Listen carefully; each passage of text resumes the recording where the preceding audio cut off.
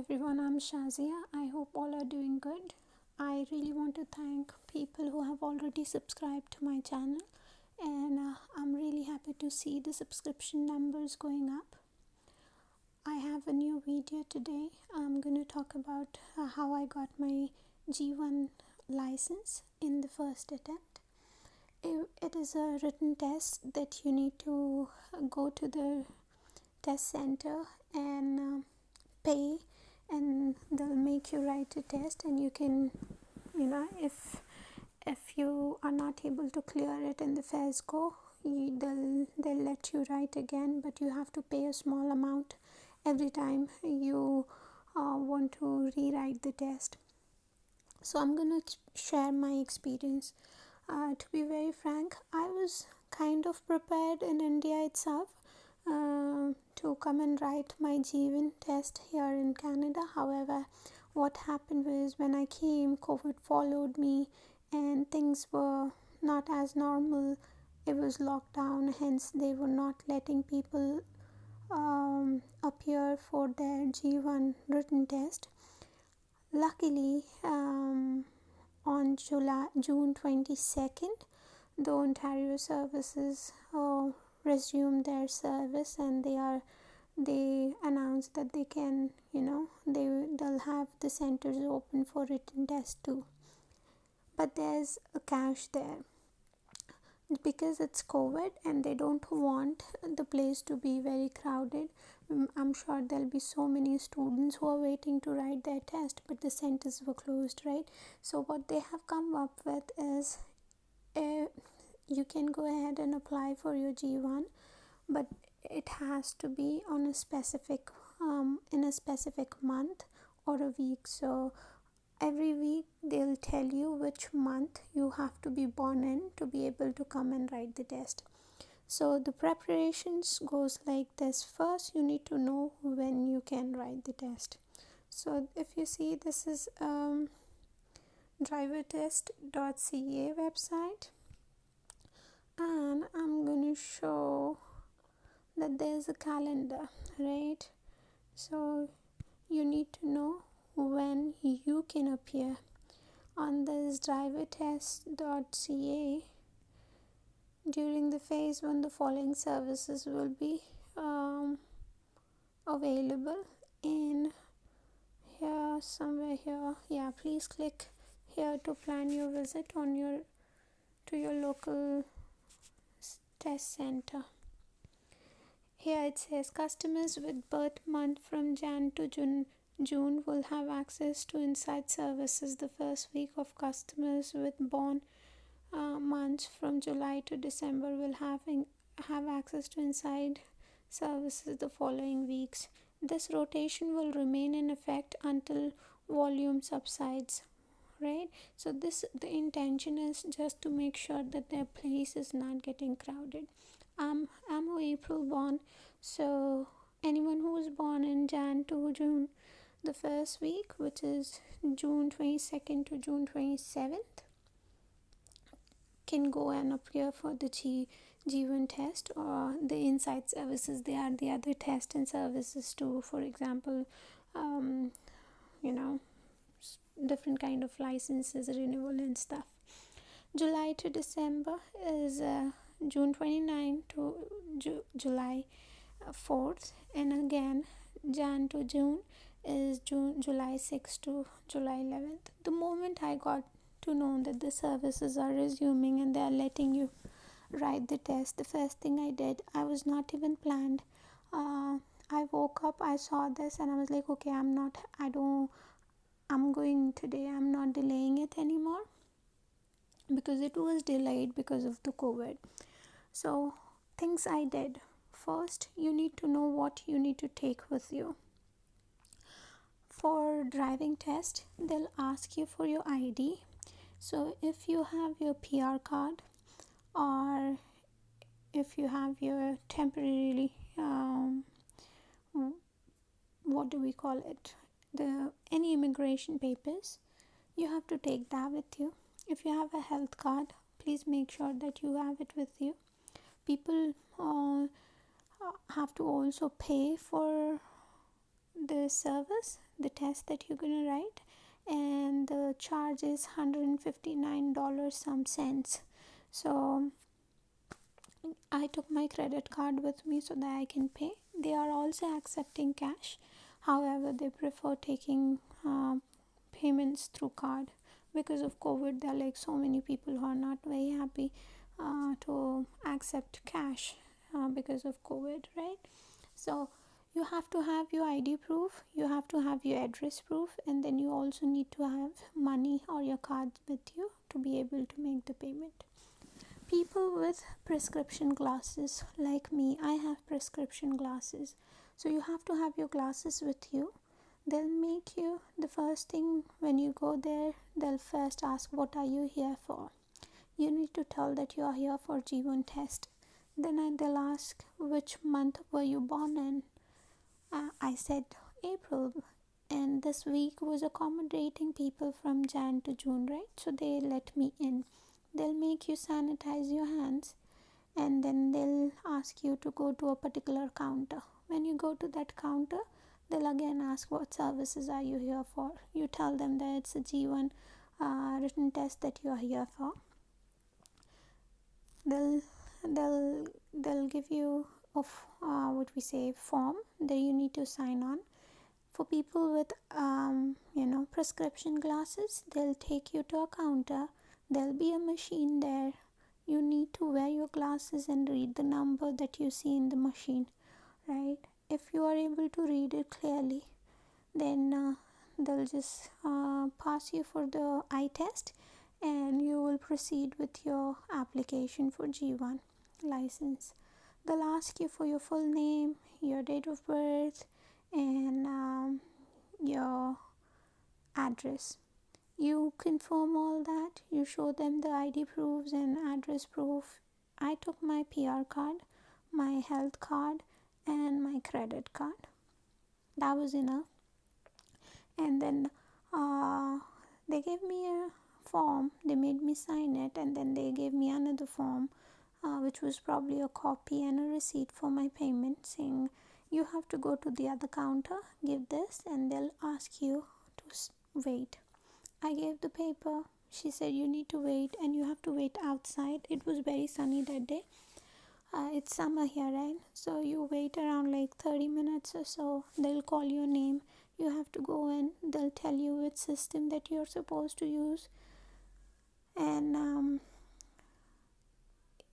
you will have like a lady who will be assisting you, and then you will see your name and date of birth on that particular system. Multiple date of birth, you have to select which one is yours, and then you proceed, right? You'll have 40 questions. 20 is to identify the sign and tell, choose the right answer, what that sign means, right? And then you have 20 logical questions about driving. Informative, right? If there's a signal, if the signal is green and it's flashing, is it allowed for you to go ahead, drive straight? Is it required for you to stop? Something like on those lines. So you have like no time limit. You can finish the test as soon as you want, or you can even take as long as you want. You have the option to skip questions, which will be stored, and you will have to answer it at the end of your test.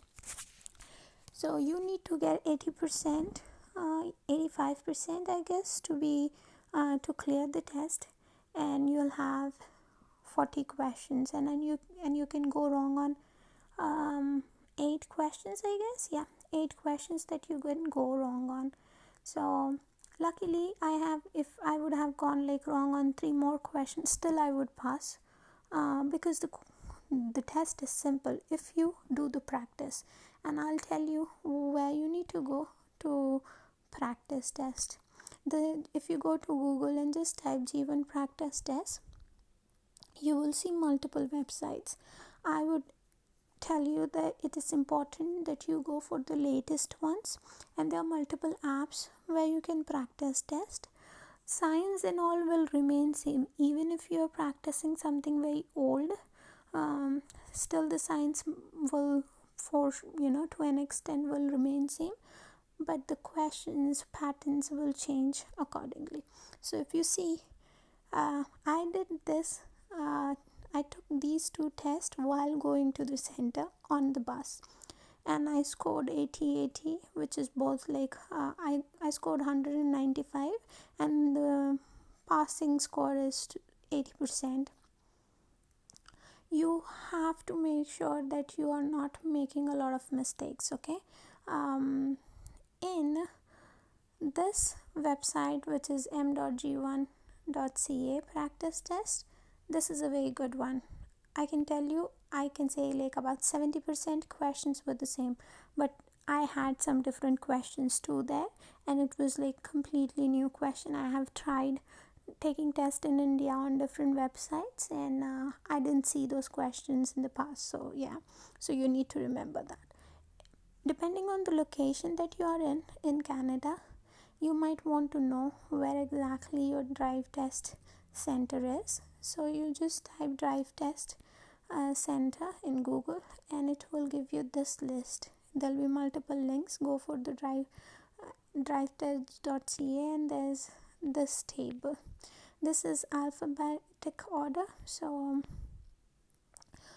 you will see from Brampton to whatever different locations, East Ontario, and then you have North Ontario.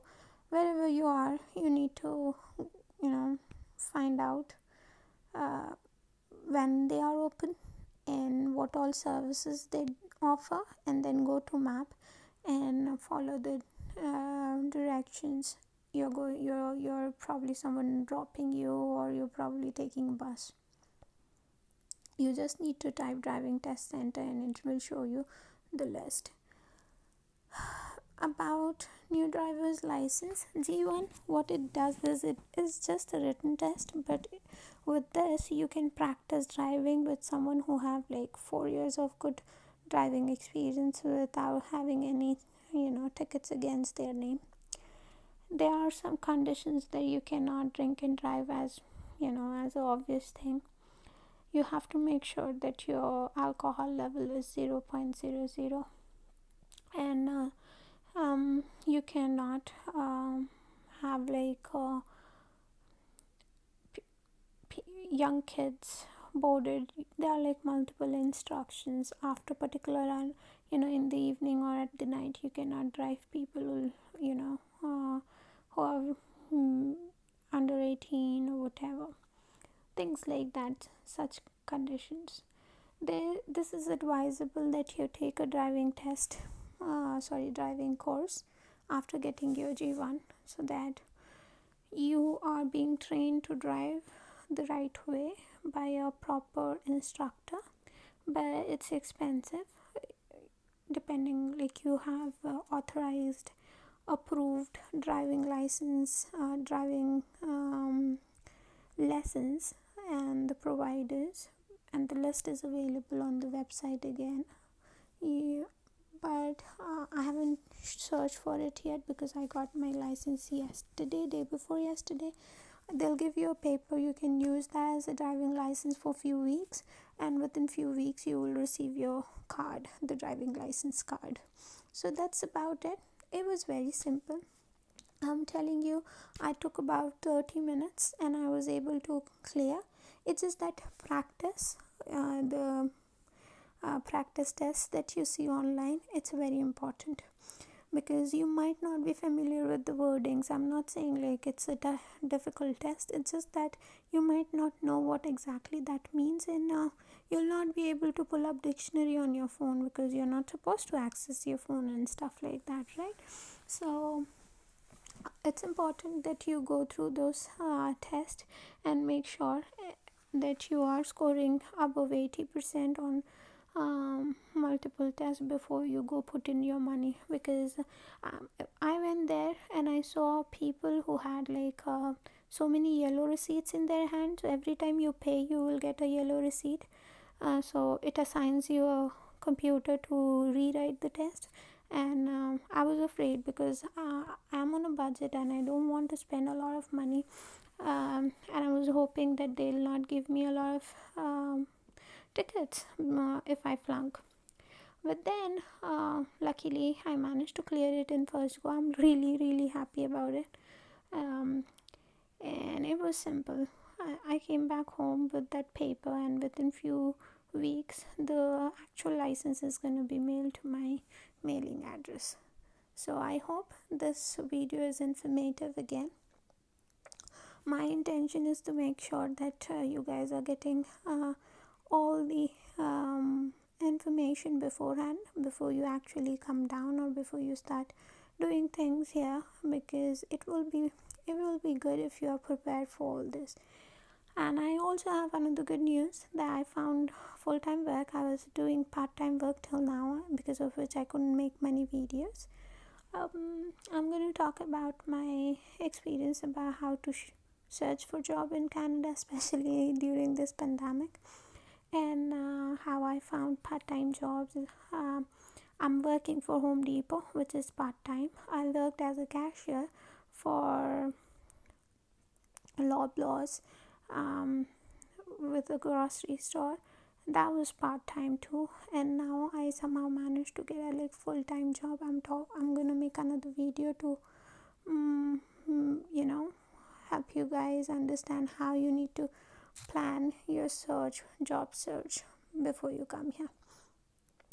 Thank you so much for watching my videos. I request you guys to please go ahead and subscribe and share my videos as much as you can, and also like and leave comments. If you have any questions, please do ask. If there is a feedback, please go ahead and give me a feedback. I'm looking forward for all those things. Thank you so much. Have a very good weekend.